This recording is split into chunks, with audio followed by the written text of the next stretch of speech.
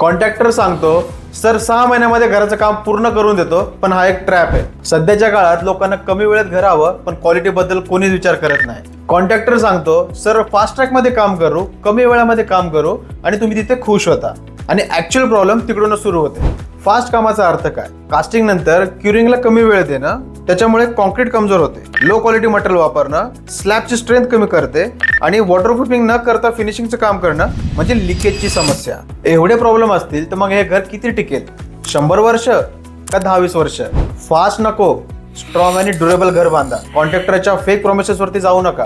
एका certified professional civil engineer कडून तुम्ही तुमचे टाइम लाईन आणि चेक पॉइंट्स तुम्ही क्लिअर करून घ्या, जेणेकरून तुमची कन्स्ट्रक्शन क्वालिटी तर चांगली राहीलच, पण ठरवलेल्या वेळेमध्ये पण तुम्ही तुमच्या घराचं काम पूर्ण करू शकता.